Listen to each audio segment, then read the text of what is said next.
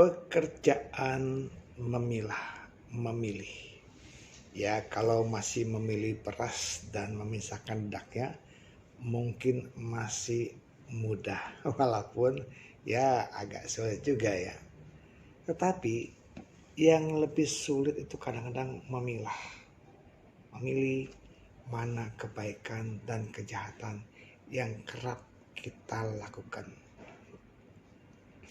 Bapak Ibu Sobat Muda, sepertinya dalam diri seseorang itu senantiasa merasa benar. Justru yang merasa benar itulah yang kadang-kadang keliru. Sama, saya pun tak mau disalahkan dan selalu merasa benar. Tetapi untuk sebuah introspeksi dari sebuah kekeliruan yang ingin kita perbaiki, perlu ada sebuah pengakuan dari diri sendiri. Oh, saya salah dalam hal ini. Oh, saya keliru. Segeralah kita harus berbenah. Apa kurangnya saya? Oh, saya itu selalu menyangka orang lain berbuat keliru pada saya. Oh, saya itu terlalu banyak emosi. Oh, saya terlalu cepat mengambil keputusan. Adalah sebuah refleksi untuk kita memperbaiki diri. Bapak Ibu Sobat Muda, sebuah pengakuan yang berat, tetapi harus kita akui. Pada saat apa kita bisa bicara begitu? Pasti ketika kita berada dalam kesendirian. Oke lah, kita bisa bersama orang banyak, bersama-sama bernyanyi, bergembira.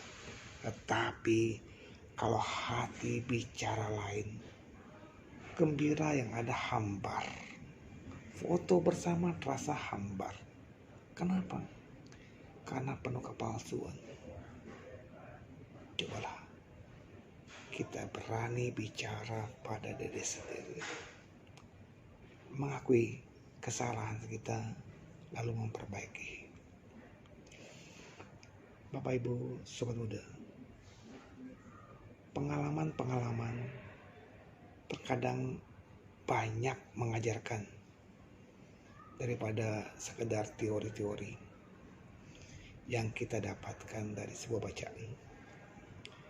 Pengalaman hidup tentang kegagalan, pengalaman hidup tentang keberhasilan, pengalaman hidup melihat orang lain berhasil, pengalaman hidup melihat orang lain gagal, itu bisa jadi pelajaran yang sangat berharga. Sebagai contoh,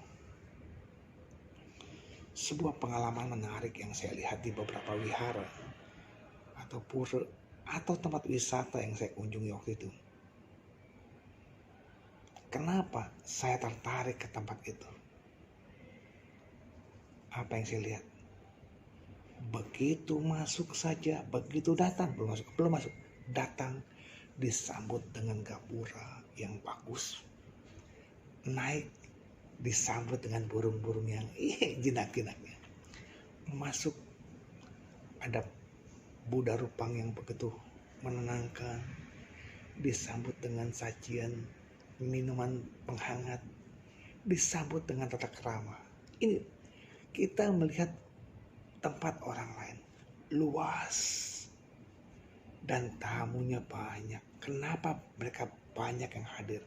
Karena keramahan pengurus-pengurus yang ada. Oleh karena itu kita bercermin kembali ke sini. Oh, rupanya ada yang kurang di tempat saya. Ada yang kurang srek. Oh, di sini ada bagaimana penyambutan tamunya, bagaimana merespon orang-orang yang hadir, bagaimana keluasan tempatnya, bagaimana keindahan dekor tempat itu. Itu kita akhirnya bercermin atau kita berevaluasi diri juga karena kekeliruan, karena kesalahan-kesalahan yang ada, yang terjadi. Oh, kenapa begini ya? Kenapa saya harus pegel? Kenapa harus punya badan yang kondisi kurang bagus? Oh, kurang olahraga. Oh, aliran darahnya kurang lancar. Itu sambil bercermin. Kenapa foto-foto di tempatku jarang ada saya? Kurang foto.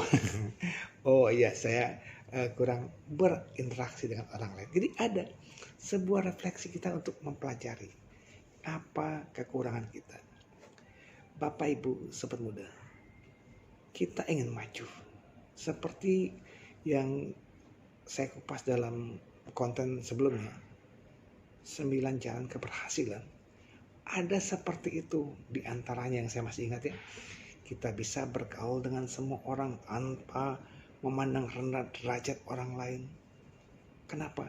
Karena di sana mungkin ada sebuah kekuatan. Demikian juga persahabatan. Jangan pandang rendah orang lain. Ayolah kita berani membuka diri. Semua orang punya kekurangan, punya kelebihan. Kita isi. Nah, demikian juga dengan kita mau berinteraksi dengan orang lain. Saling mengkoreksi diri. Oh, kurang saya di mana? Oh, kurang dia bagaimana? Oh, cara menutupi kekurangan seperti apa? Contoh yang paling menarik dan jadi perdebatan kami ya, ketika kita melihat kekurangan satu, kurang luas areal tempat ibadah kami. Bukan lantas kita harus mencari yang lebih luas, memang itu perlu, tetapi sekarang kan belum. Oh, tempatnya sekian. Lalu apa yang kita perlu?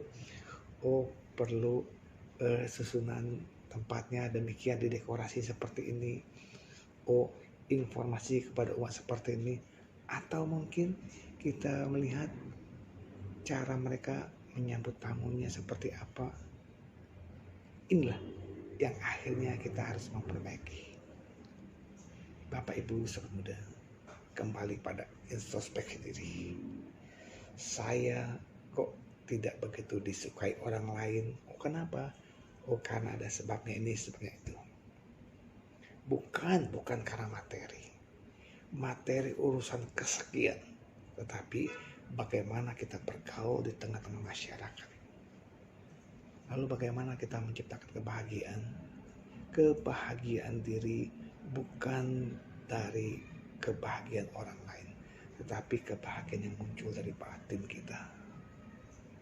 Cobalah, jangan terlalu banyak keinginan kita, perkecillah. Standar bahagia kita misalnya kurangnya 5, oh 3 saja, oh 2 saja. Kenapa? Karena berbeda. Misalnya ya, lain punya sesuatu yang berlebihan, kita belum. Puaslah dengan apa yang kita miliki, karena kepuasan adalah kebahagiaan yang paling baik. Puas dengan apa yang kita miliki. Oh, saya belum punya mobil, masih bersyukur punya motor. Oh, saya belum punya motor, masih bersyukur punya sepeda. Oh, saya belum punya sepeda, masih beruntung punya anggota tubuh, organ tubuh yang lengkap. Jadi Bapak Ibu Saudara yang berbahagia, kunci kita puas dengan apa yang kita miliki. Namun bukan karena puas lalu kita tidak bekerja. Tetaplah bekerja, berkarya demi yang terbaik. Berkarya, bekerja juga untuk kebahagiaan diri dan orang lain. Apalagi Pak Edi ini ya, sebagai penceramah harus tetap meningkatkan mutu. misalnya ada yang mengundang ceramah di kebaktian umum, remaja, pemuda, harus menyesuaikan topik dan materi. Ingat, kalau diundang sebagai badut pun ada variasinya. Semoga kita bisa memberikan kebahagiaan buat orang banyak. Terima kasih. Salam selalu. Namo Buddhaya.